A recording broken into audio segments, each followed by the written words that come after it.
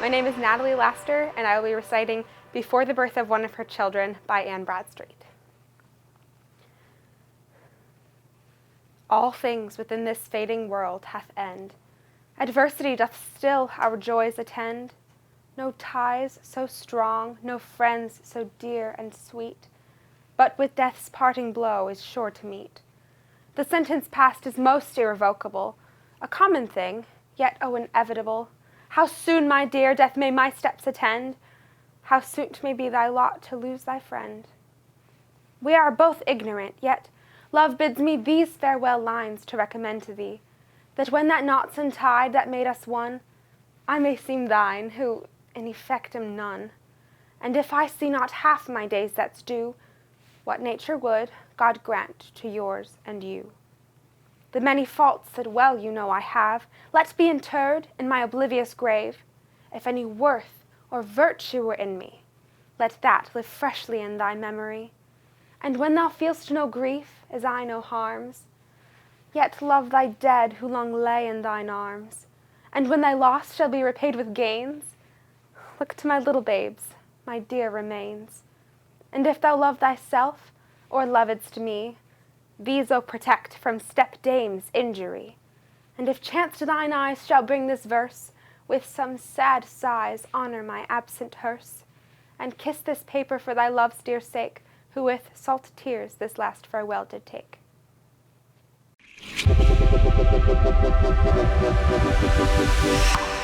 My name is Megan Donley. I will be reciting The Animals in That Country by Margaret Atwood. The animals in that country have the faces of people. The ceremonial cats possessing the streets, the fox run politely to earth, the huntsmen standing around him fixed in their tapestry of manners, the bull embroidered with blood and given an elegant death, his name stamped on him, heraldic brand, because when he rolled on that sand, sword in his heart, the teeth in his blue mouth were human. He really is a man. Even the wolves, holding resonant conversations in their forests thickened with legend. In this country, the animals have the faces of animals.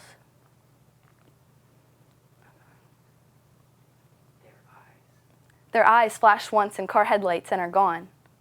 Their deaths are not elegant. They have the faces of no one.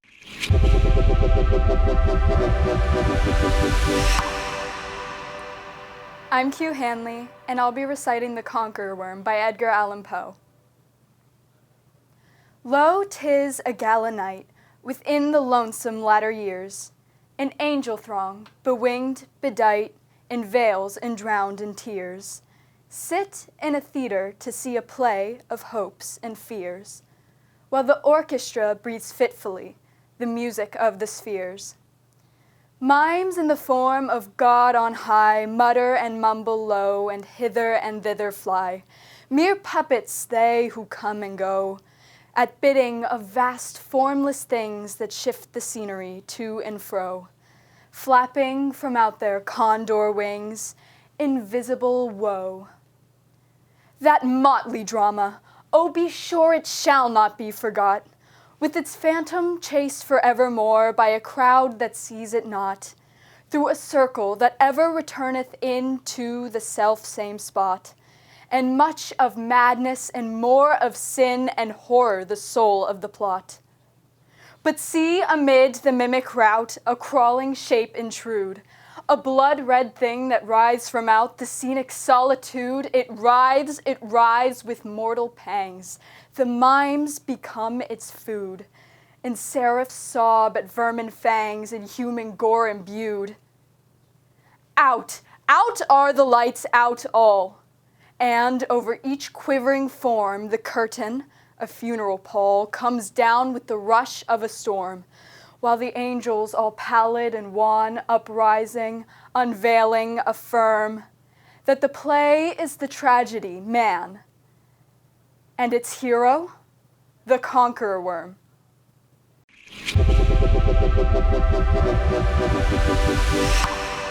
Hello, I am Lann Marshall, and this is The Glories of Our Blood and State by James Shirley.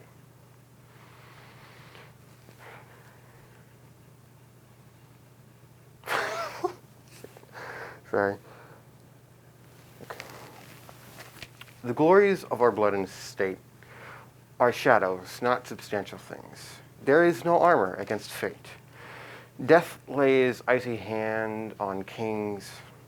Scepter and crown must come tumbling down, and the dust be made equal with the poor, crooked scythe and spade.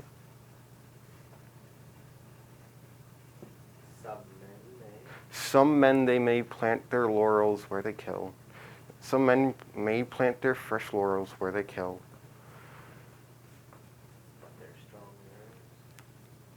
But their strong nerves at last must yield. They tame but one another still. Early or late they stoop to fate.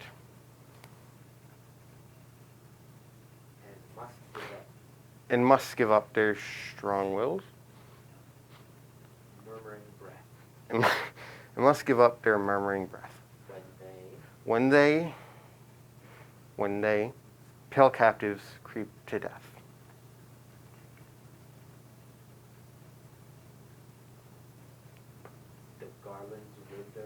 The garlands wither on your brow, then boast no more your mighty deeds. Upon death's great altar lay your head. To the cold tomb.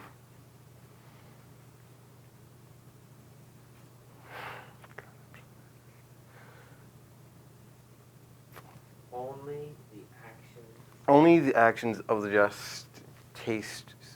Only the actions of the just taste sweet. And blossom in the dust.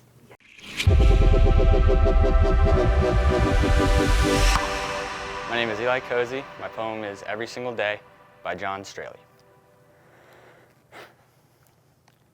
Suppose I said the word springtime, and I wrote the words King Salmon on a piece of paper and mailed it to you. When you opened it, would you remember that afternoon we spent together in the yellow boat? When the early whales were feeding and we caught our first fish of the year? Or would you remember that time off Cape Flattery when you were a little girl, your father smoking, telling stories as he ran the boat? Then the tug and zing of that very first fish spooling off into the gray-green world, you laughing and brushing back your hair before setting the hook?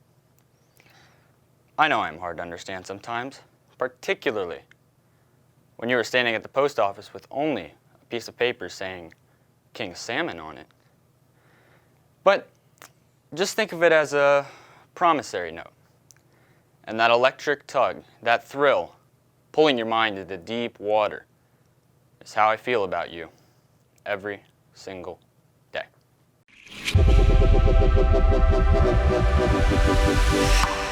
My name is Aiden Bragg, and I'll be reading Ex Libris by Eleanor Wilner. By the stream, where the ground is soft and gives under the slightest pressure, even the fly would leave its footprint here. And the paw of the shrew, the crescent of its claws, like the strokes of a chisel in clay. Where the lightest chill, lighter than the least rumor of winter, sets the reeds to a kind of speaking.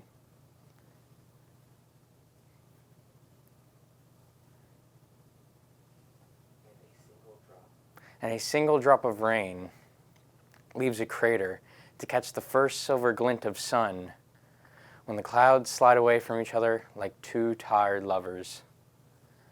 And the light returns, pale, though brightened by the last chapter of late autumn.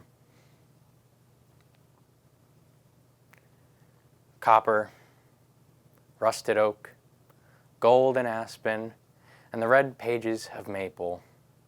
The wind leafing through to the end, the annals of beech, the slim volumes of birch, the elegant script of the ferns. For the birds, it is all notations for a coda. For the otter, an invitation to the river. and for the deer, a dream in which to disappear, light-footed on the still open book of earth, adding the marks of their passage, adding it all in, waiting only for the first thick flurry of snowflakes for cover. Soft cover that carries no title, no name.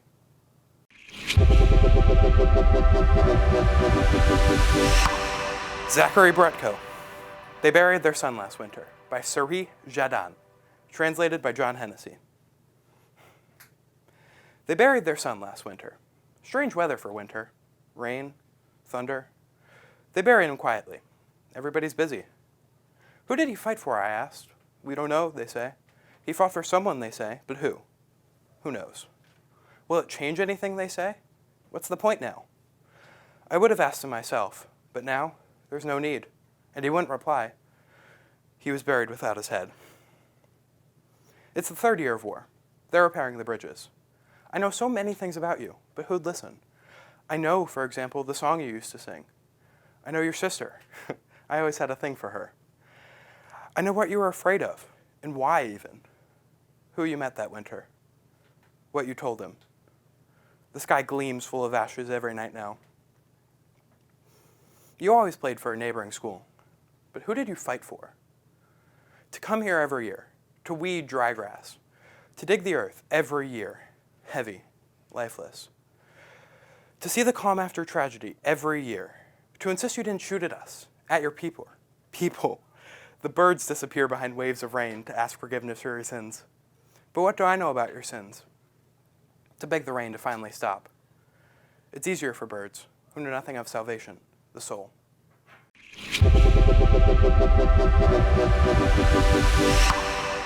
Kaitlyn Do, The Listeners, by Walter de la Mare. Is there anybody there? Said the traveler, knocking on the moonlit door, and his horse in the silence champed the grasses of the forest's ferny floor.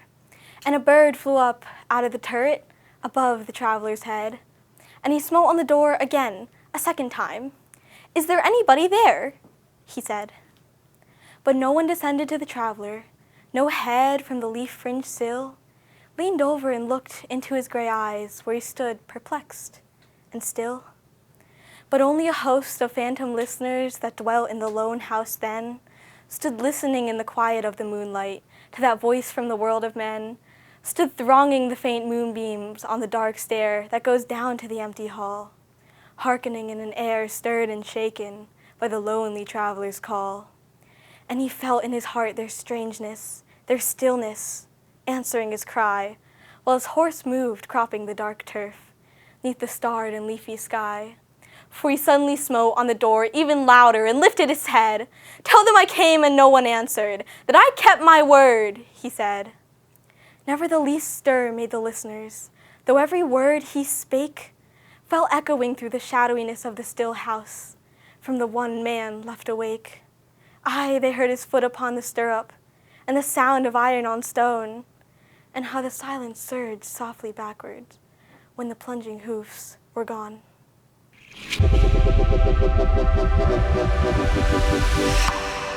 Darren Bailey, Broken Promises by David Kirby. I met them in dark alleyways, limping when armed.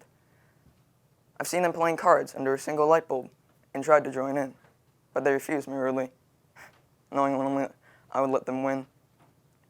And in the foyers of theaters, coming back late from the interval, long after the others had taken their seats.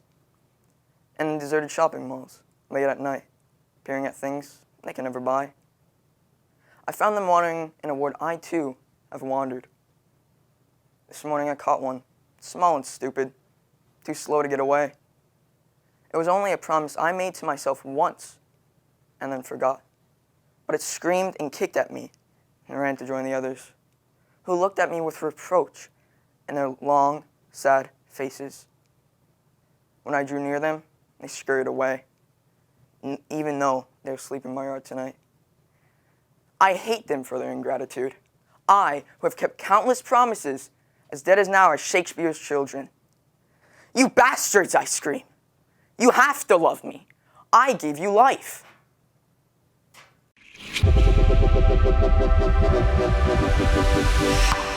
Molly Hibshman, 1969, by Alex Dimitrov. The summer everyone left for the moon, even those yet to be born, and the dead, who cannot vacation here, but met us all there by the veil between worlds. The #1 song in America was In the Year 2525, because who has ever lived in the present when there's so much of the future to continue without us? How the best lover won't need to forgive you and surely take everything off your hands without having to ask. Without knowing your name, no matter the number of times you married or didn't, your favorite midnight movie, the cigarettes you couldn't give up, wanting to kiss other people you shouldn't, and now to forever be kissed by the earth, in the earth, with the earth, when we all briefly left it to look back on each other from above, shocked by how bright even our pain is, running wildly beside us like an underground river. And for whatever language is good for, a sign, a message left up there that reads, "Here men from the planet Earth first set foot upon the moon, July 1969 AD. We came in peace for all mankind. They returned to continue the war." Got it! Finished!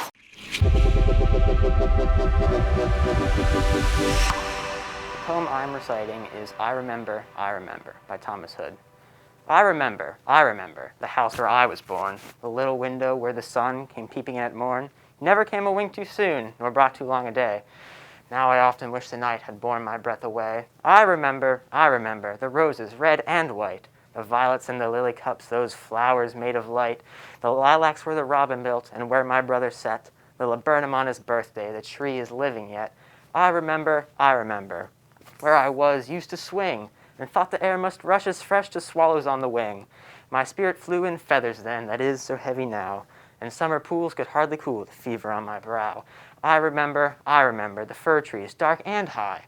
I used to think their slender tops were close against the sky. It was a childish ignorance, but now 'tis little joy to know I'm farther off from heaven than when I was a boy.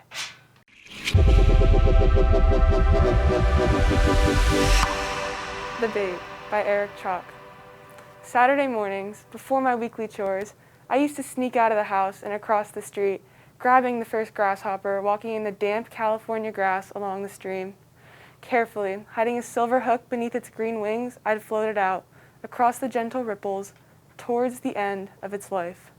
Just like that, I'd give it the hook and let it ride. All I ever expected for it was that big-mouth bass awaiting its arrival. I didn't think I was giving up one life to get another. That even childhood was full of sacrifice. I'd just take that bright green thing, pluck it off its only stalk, and give it away as if it were mine to give. I knew someone out there would be fooled, that someone would accept the precious gift. So I sent it along with a plea of a prayer, hoping that it would spread its wings this time and fly across the wet glass sky. No concern for what inspired its life, or mine, only instinct guiding pain towards the other side.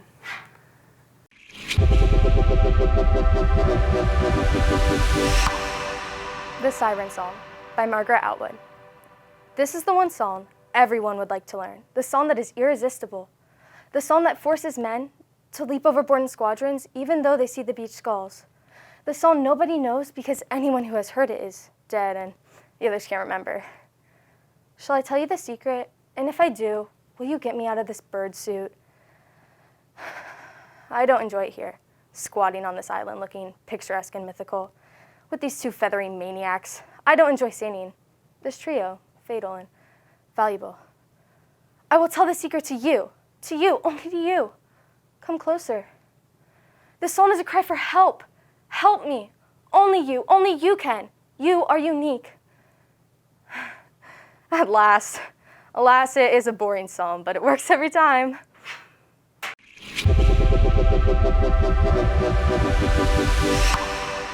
The Properly Scholarly Attitude by Adelaide Crapsey. The poet pursues his beautiful theme, the preacher his golden beatitude, and I run after a vanishing dream, the glittering will-o'-the-wispish gleam of the properly scholarly attitude.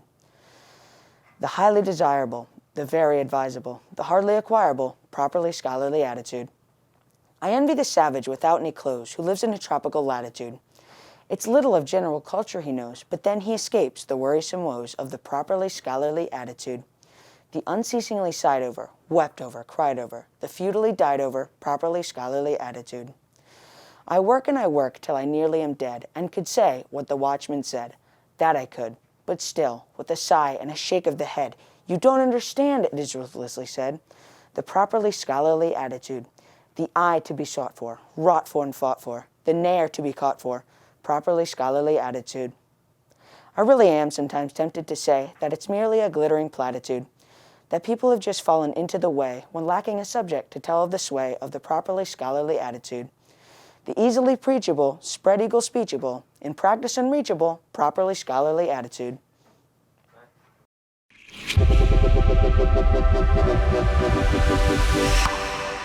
Odlanier Lasanta, Windy City by Stuart Stuybeck. The garments worn in flying dreams were fashioned there. Overcoats that swooped like kites, scarves streaming like vapor trails, gowns ballooning into spinnakers. In a city like that, one might sail through life led by a runaway hat. The young scattered in whatever directions their wild hair pointed, and gusting into one another, fell in love. At night, wind rippled saxophones that hung like wind chimes in pawnshop windows, hooting through each horn so that the streets seemed haunted not by nighthawks, but by doves. Pinwheels whirled from steeples in place of crosses. At the pinnacles of public buildings, snagged underclothes, the only flag, flapped majestically. And when it came time to disappear, one simply chose a thoroughfare devoid of memories, raised a collar, and turned his back on the wind. I closed my eyes and stepped into a swirl of scuttling leaves.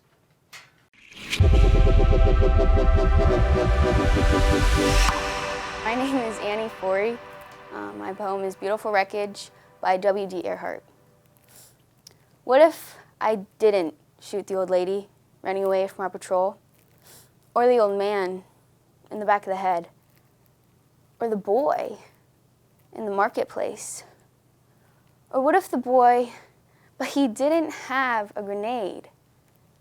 And the woman in hue didn't lie in the rain in a mortar pit with 7 Marines just for food.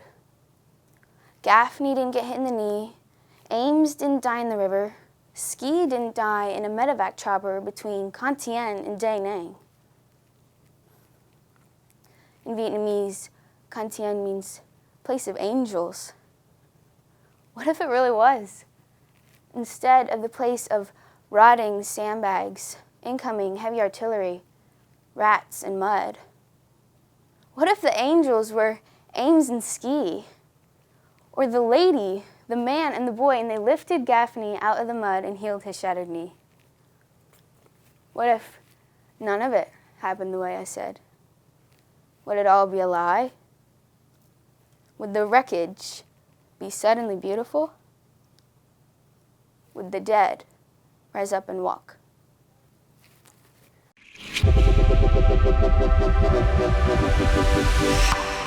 I'm Rowan. This is Dawn Spruce by William Carlos Williams.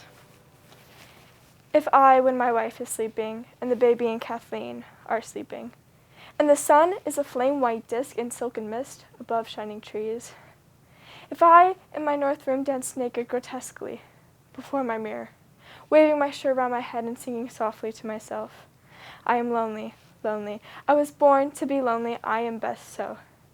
If I admire my arms, my face, my shoulders, flanks, buttocks, against the yellow-drawn shades, who shall say I am not the happy genius of my household?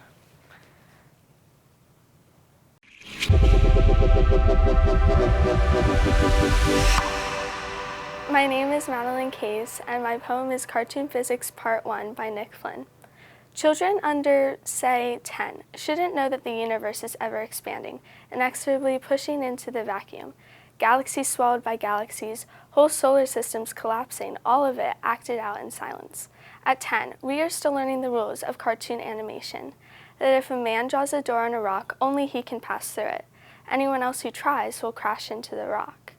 10-year-olds should stick with burning houses, car wrecks, ships going down, earthbound, tangible disasters, arenas where they can be heroes. You can run back into a burning house. Sinking ships have lifeboats. The trucks will come with their ladders. If you jump, you will be saved. A child places her hand on the roof of a school bus and drives across a city of sand. She knows the exact spot it will skid, at which point the bridge will give. Who will swim to safety and who will be pulled under by sharks? She will learn that if a man runs off the edge of a cliff, he will not fall until he notices his mistake.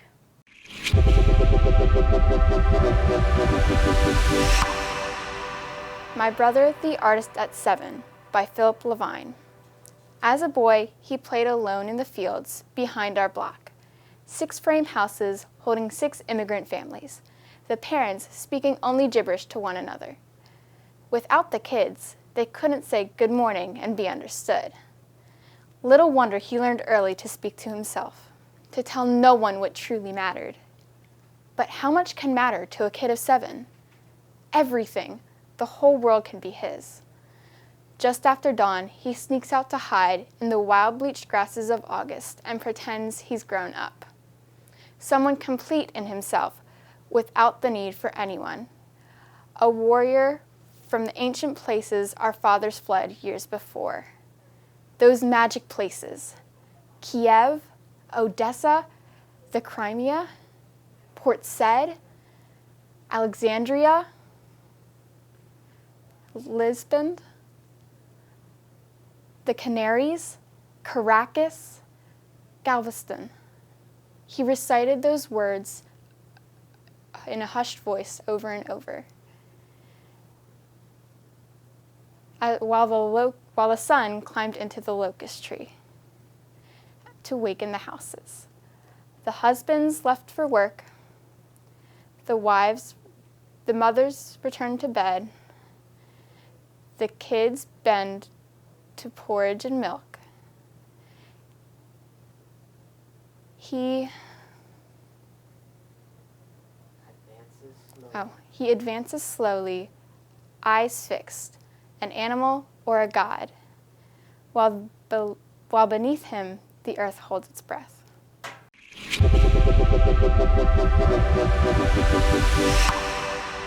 My name is Cameron Toscano, and my poem is The War in the Air by Howard Nemerov. Sorry, could we restart? Sure.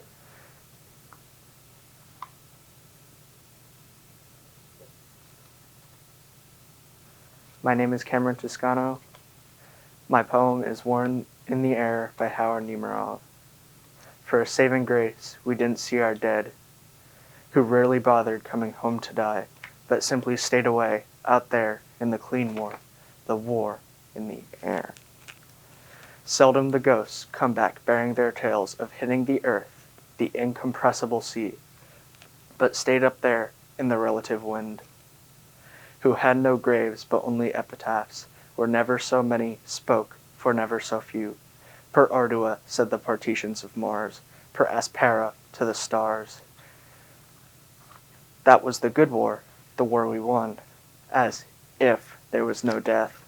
For goodness sake, with the help of losers we left out there in the war, the empty war.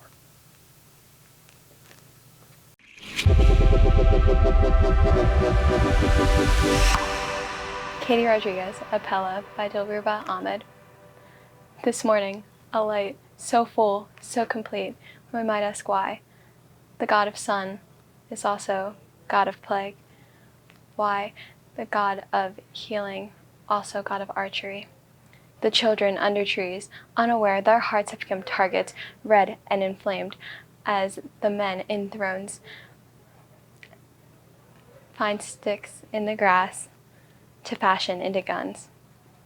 They are sniping the golden light with squinting faces.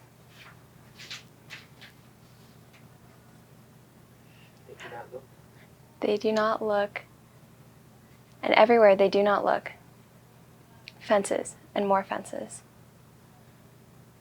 There are no arrows to point the way as they scythe through the woods or dart between cars and parking lots. The miles of fencelings grow more and more impassable. Even now, even as the children try to hear the voices calling them now. At first with tenderness, and then with fierce intensity.